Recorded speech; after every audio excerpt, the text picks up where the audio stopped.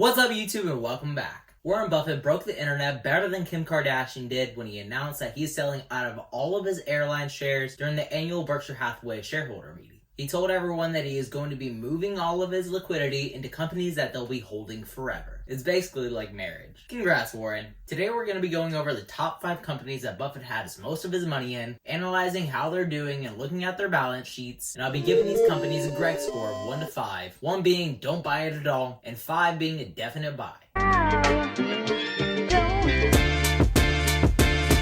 If you're new here, my name is Greg. I talk about the stock market, options trading, and occasionally talk some smack about Ford. If you're into these things and you want to be friends, talking to you, call the bot. Make sure to like this video, subscribe, and hit the bell so you're notified every single time that I post a video. Now, let's admit, it's been a roller coaster for all of us. We have entered into uncharted territory over the last 2 months with oil prices falling below zero, tech stocks making all-time highs, and the S&P 500 dropping 30% in a matter of only 2 weeks. I personally have developed some stock market-induced heartburn from all of this. With all of this uncertainty going around, we can all look to Warren Buffett for advice and wisdom, and we can look into what company he sees the newest shareholder of. And let's face it, with the $137 billion of cash that he's holding right now, he could literally buy entire companies outright. Like Boeing, whose market cap is $75 billion, or Goldman Sachs, who has a market cap of $60 billion.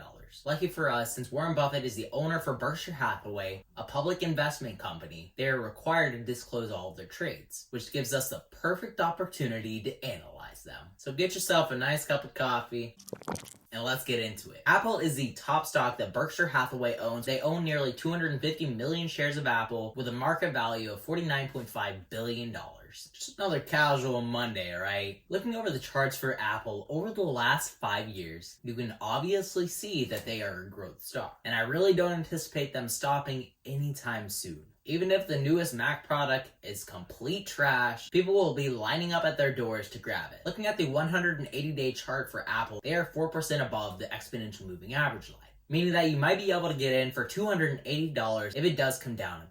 Taking a look at their balance sheet, they nearly doubled their cash from 2018 to 2019 coming into this pandemic. While saving all this cash, they were also able to pay off $4 million of debt. They were increasing their cash pile and decreasing their liabilities coming into this recession, which means that they can invest in other assets while they're dirt cheap. And subsequently, they'll be growing as a company because of this. Investing into Apple is a no-brainer great deal. I can get behind it if it comes to my target price for $280. I love Apple for all of these reasons, and they're getting a score of 5 out of 5 for the Greg scale. The second largest investment that Berkshire Hathaway owns is Bank of America. They own 9.3% of all of Bank of America's shares, which comes out to a market value of $26.7 billion. Bank of America account got $26 billion. BAC is a household name and one of the largest banks in America. And it even has the word America in it. You gotta love that. Patriotism. Unsurprisingly, banks had a very ugly first quarter. Bank of America is trading below the 180-day EMA line and kind of consolidating around it. They have seen consistent growth since the 2008 financial crisis, and the 2020 market crash has seen their stock lose 35% of its value, which presents a great long-term buying opportunity. Taking a look at their balance sheet, they have roughly the same amount of cash that they had in 2017. But this is $20 billion less than they had in 2018. They did decrease their debt by about $12 billion from 2018 to 2019, but they've been steadily increasing their liabilities. Ultimately, this isn't a great sign heading into a recession,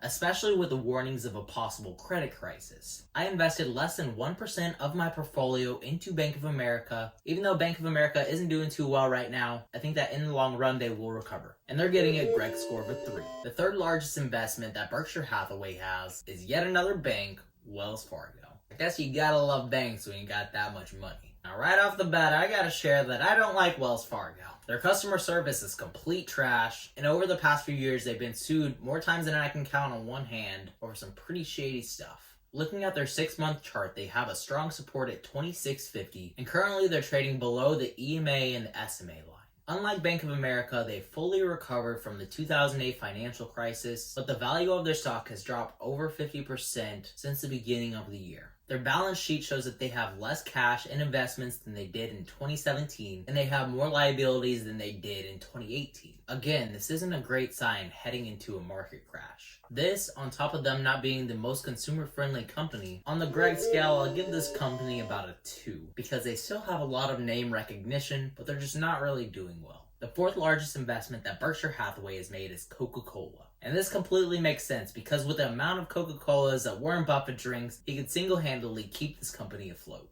Probably 5 12-ounce Cokes a day, and that's about 700 calories. And I've been doing it more or less all my life. Coca-Cola is currently trading beneath the SMA and the EMA lines on the 180-day chart and has an RSI of around 34. They recently broke a strong support around $45, which means that it might be a great time to buy into Coca-Cola. They've been showing steady growth over the last 20 years, and they're a dividend stock. Who doesn't love dividends? Be careful investing into Coca-Cola though. They are very much short on cash, and they've been increasing their bad debt over the last 4 years. Regardless of whether or not they are in a good financial standing right now, they have been around for over a century, and I doubt that they'll be going anywhere anytime soon. Because of this, I would give Coca-Cola a score of 4 on the Greg scale. And the last company that we're going to be talking about, which is the 5th company that Warren Buffett has most of his money in, is American Express. He currently owns around 18% of the company, and this has a market value of $16.8 billion. Most of the revenue generated by American Express comes from personal loans as well as consumer spending. And we all know that these two things have been hit hard by this pandemic. Looking at their 180-day chart, they are beginning to trend above the SMA and the EMA level with a strong support at $82. We haven't seen their stock hit this price since 2017, which makes this a great long-term investment opportunity. Looking at their balance sheet, we can see that they had less cash and more liabilities than they had in the previous year, and I'm starting to think that this is just a trend among banks right now. Again, they're very much a credit card company, and credit cards rely on consumer spending, which has drastically decreased over the last 2 months. But good old Jay Powell isn't going to let the economy crash with his money printers. So eventually, consumer spending will recover, and American Express is going to be just fine. I would personally give this a score of 4 on the Greg scale. I already own shares of Coca-Cola as well as Bank of America, and I'm looking to buy into Apple when it comes to my $280 target price. I hope that this video was helpful, and if you're investing into any of these companies, let me know down in the comments below. If you want to know what I'm investing in on a day-to-day basis, make sure to visit my Discord link, the first link in the description. So with all that said, guys, remember to stay positive, stay green. I'll catch you in the next one. Bye, guys.